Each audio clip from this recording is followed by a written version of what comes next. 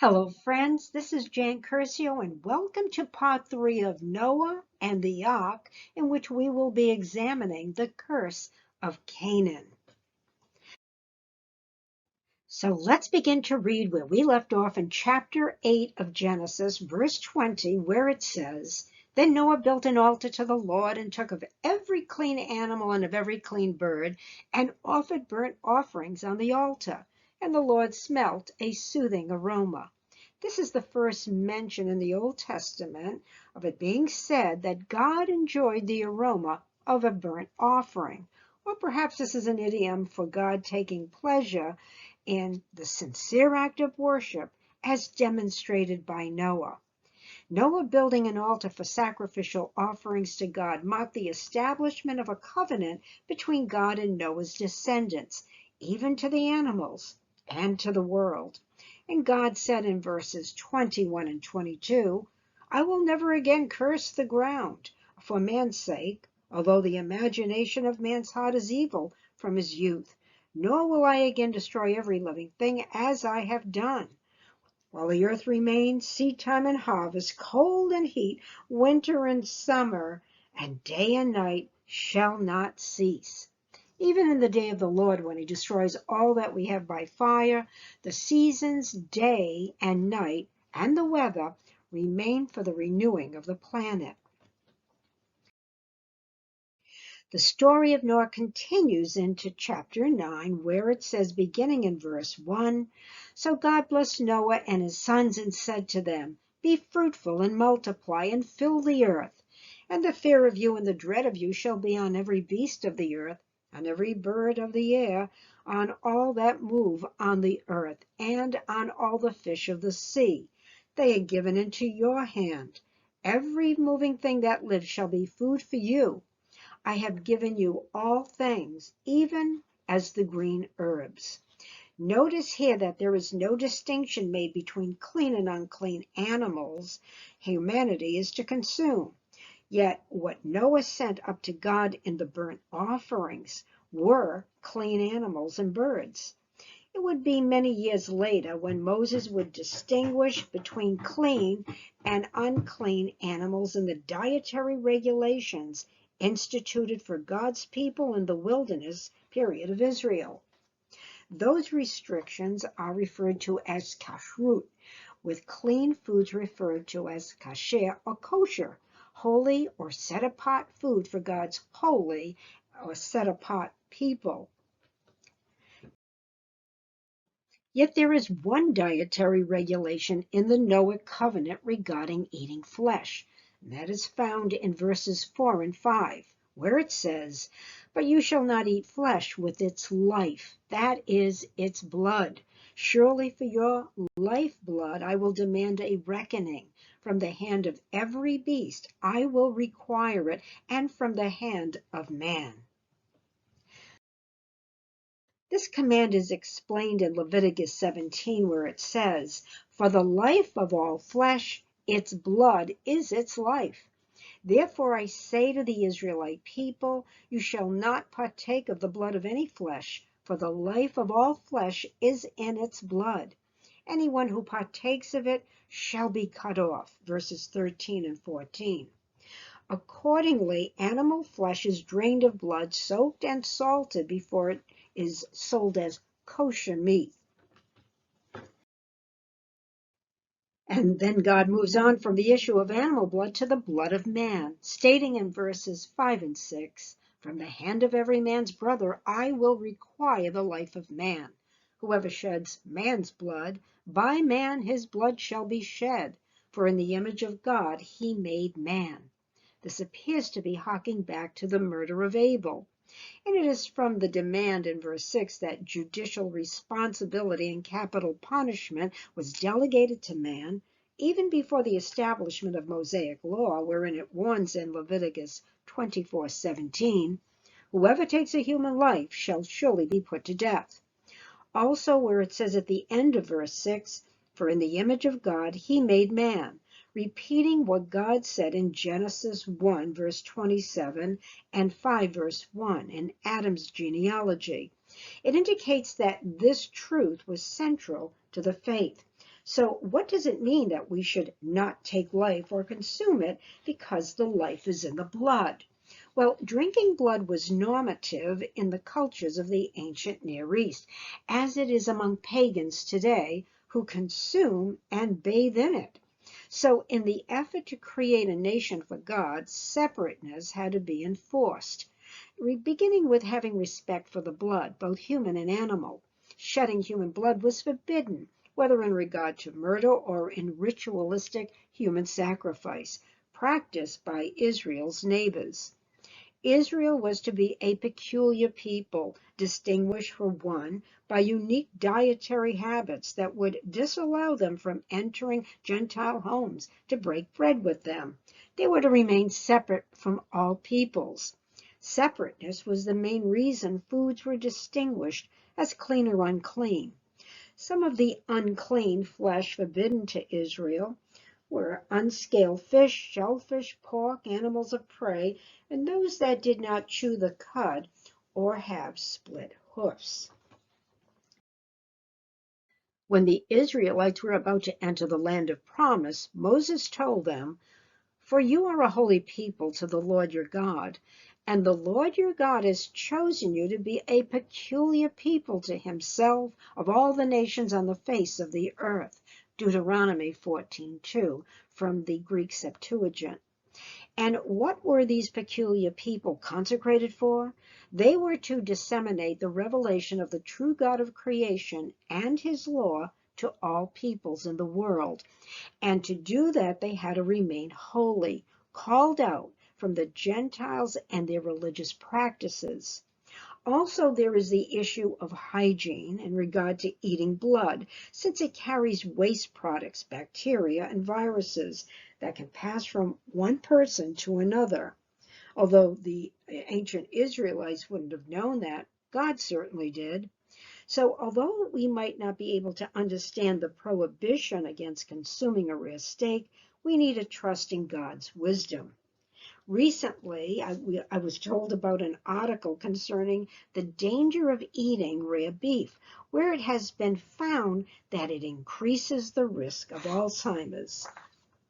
But exactly what does it mean that the life is in the blood in the spiritual sense that evolved into the deep respect for blood in Judaism, both animal and human? I take it that the emphasis of blood being holy in the Old Testament points to the blood of the Lamb of God that would be shed for the atonement of sin. Then God directs Noah and his clan as he had with Adam and Eve. "And as for you, be fruitful and multiply. Bring forth abundantly in the earth and multiply in it."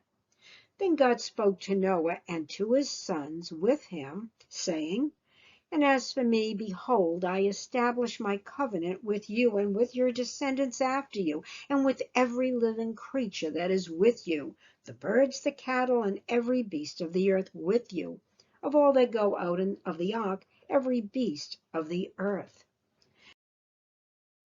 Thus I establish my covenant with you. Never again shall all flesh be cut off by the waters of the flood. Never again shall there be a flood to destroy the earth." Now, as we know, a covenant is an agreement between two parties that includes stipulations for either one or both of the parties.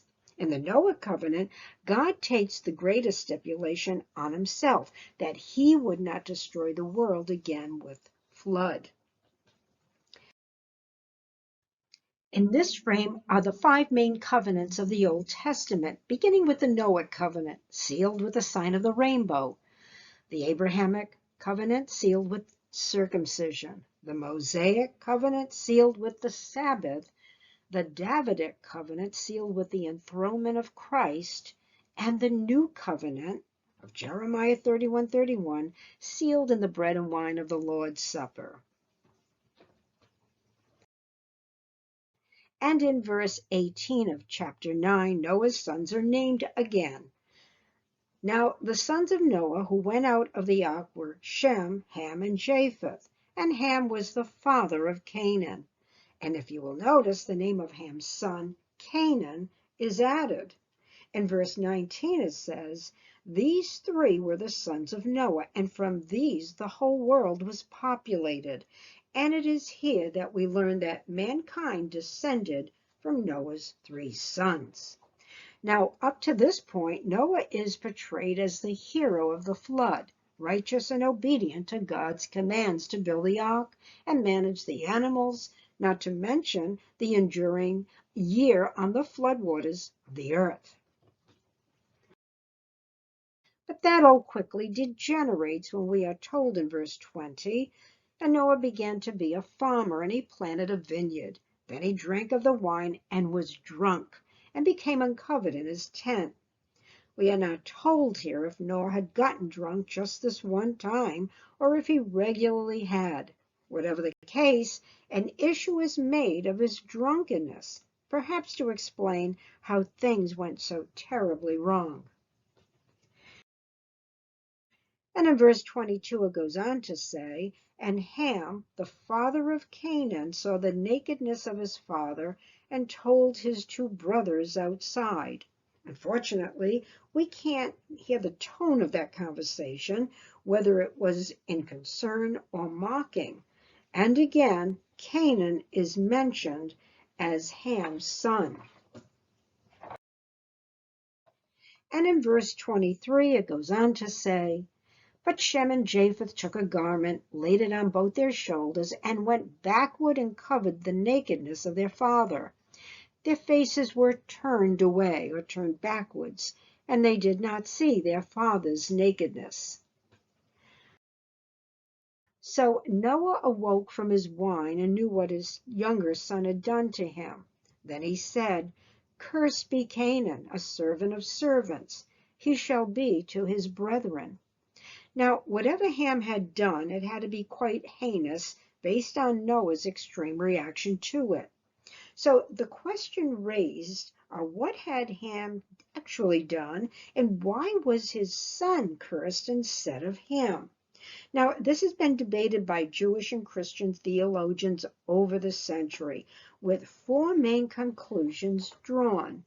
The first one is taken from the literal or plain sense of the text, as had Augustine, in that Ham saw his father naked and gossiped about it with his brothers, which in that culture was bad enough. However, this should not have evoked such an extreme reaction of condemning Ham and cursing his grandchild, particularly since Noah had been naked due to his drunkenness.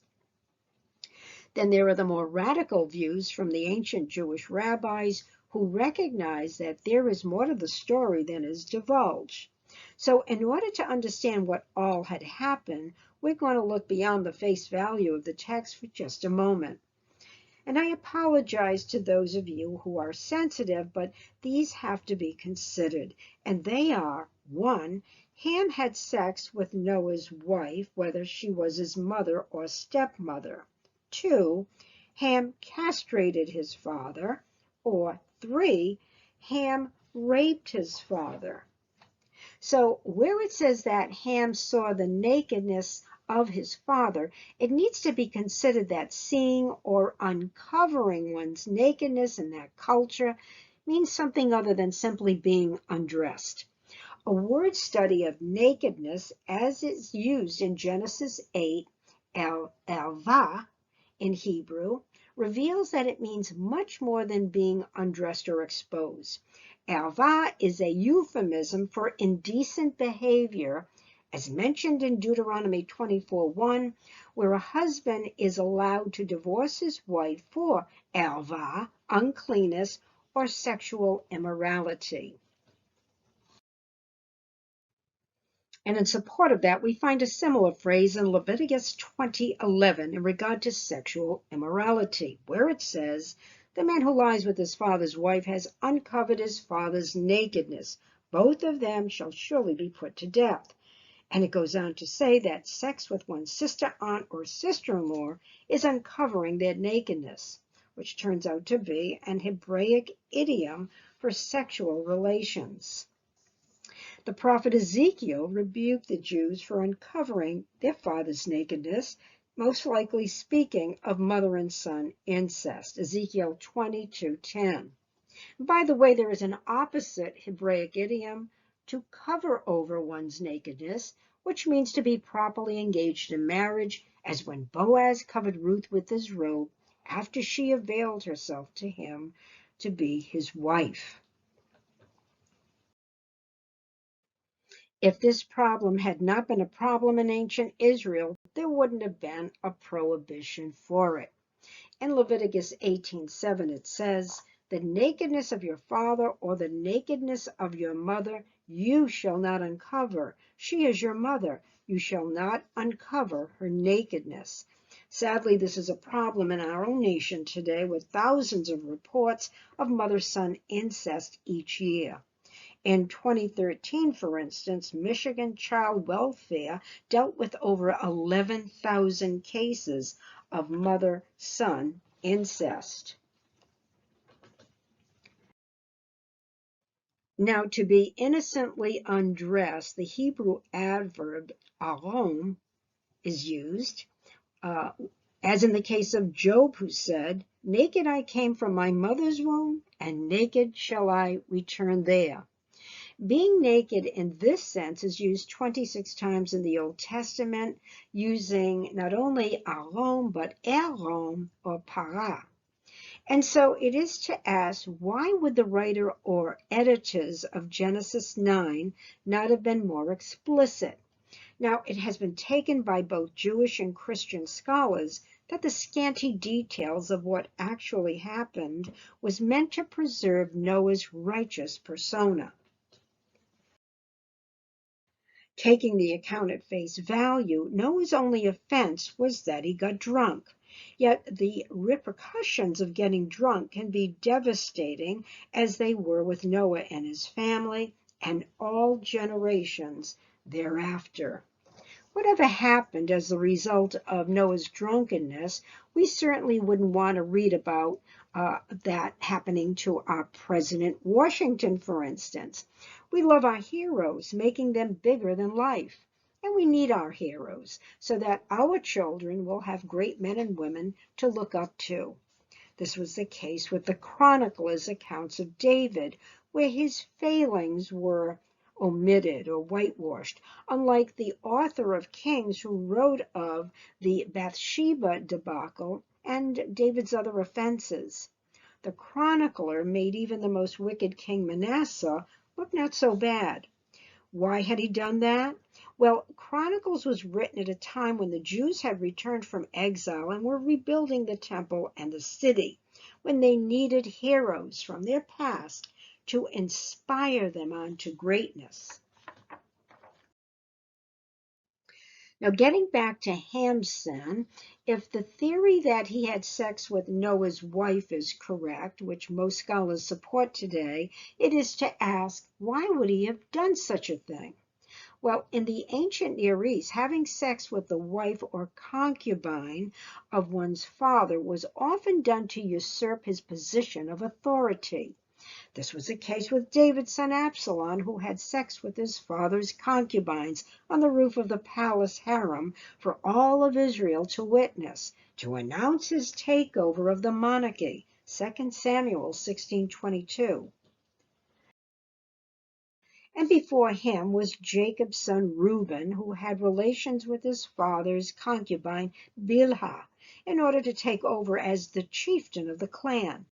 Reuben was the oldest son of Leah, who rightfully should have been in line to succeed Jacob in the event of his death. However, Jacob named Joseph to be his successor, the firstborn of his favorite wife Rachel, symbolized in that coat of many colors. So Reuben took matters into his own hands by sleeping with Jacob's concubine, declaring that he was his father's successor. Genesis 35:22.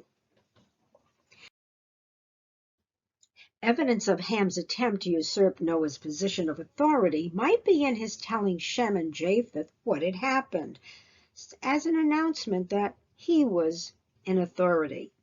Yet this would not have gone over well since Ham was the youngest sibling, with Japheth being the oldest. And in line with the theory that Ham attempted to usurp Noah's authority, it has been proposed by early rabbis that Ham castrated Noah, emasculating his father, that he would be unworthy of leadership, which was the case in the ancient Near East. And when considering just how precious 3 sons would have been to Noah, since they were all that was left of humanity, for Noah to have condemned Ham and cursed Canaan, the reason had to have been an offense that was threatening to him. Then it is to ask, why was Canaan cursed instead of Ham? Expressed in verses 26 and 27, where it says, "And Noah said, Blessed be the Lord, the God of Shem, and may Canaan be his servant. May God enlarge Japheth, and may he dwell in the tents of Shem, and may Canaan be his servant." Now, the modern consensus is that Noah cursed his grandson Canaan because he was conceived through incest, who, like all illegitimate offspring at that time, were believed to be under a curse, even at the time of Jesus. If you will recall the man born blind whom Jesus healed, that when he was brought before the Sanhedrin, they accused him of being conceived in sin that caused his affliction. Yet Church Father Justin Martyr explained that since God blessed Ham, he could not curse him. So the curse was passed on to his son Canaan. But I disagree with that, since Canaan was blessed as a member of Noah's household. Now, if incest was the offense of Ham, it wouldn't be the last case of it in the Bible. If you will recall that Lot's daughters committed incest with their father for the sake of reproducing sons to carry on the family name, Genesis 19. And they accomplished that by getting Lot drunk, a strong parallel to Noah's drunkenness. The reason why rabbis from early on considered that sexual immorality was the offense of Ham. Whatever really happened, Noah's debacle harks back to when Adam and Eve had been placed in the Garden of Eden, where they fell, as Noah and his family were placed in the new Eden, where Ham fell. And in both cases, their sin impacted all generations to come, with many of the ancient rabbis and church fathers understanding that the curse was laid upon Canaan's descendants as well, the people of Africa, citing that they have been heavily exploited in slavery. But most importantly, as with all tragic episodes in the Bible, Ham's sin and Canaan's curse not only points to the fallenness of man, but to Christ and his plan to redeem sinners from the curse of sin. A compelling parallel has been drawn in that as Shem and Japheth covered Noah's sin, Christ covered the sin of humanity. And the story of Noah ends with, in verse 28, "And Noah lived after the flood 350 years. So all the days of Noah were 950 years, and he died." Sadly, except for one mention of Noah in the prophet Ezekiel, where he, along with Job and Daniel, are commended for their righteousness, chapter 14, verse 14, nothing is written about him in the Old Testament. The stain of his drunkenness and the subsequent offense of Ham makes him quite human, an ordinary man whose weakness led to his grief. Now, chapter 10 holds the genealogy of Noah's sons, referred to as the Table of Nations, since Japheth, Shem, and Ham are the progenitors of the nations of the world. And this genealogy leads into the story of the Tower of Babel. The genealogy is quite lengthy, but this one and all others in the Bible need to be appreciated in that they lend historicity to the characters and events of the Bible. This is why Matthew and Luke included Jesus' genealogy in their Gospels. that brings our study of Noah and the flood to an end. Uh, I hope that this has brought clarity to the story of Noah and the flood and the ark, including part 1 and part 2, which I hope that you will view. And be blessed in all that you do as you study God's Word.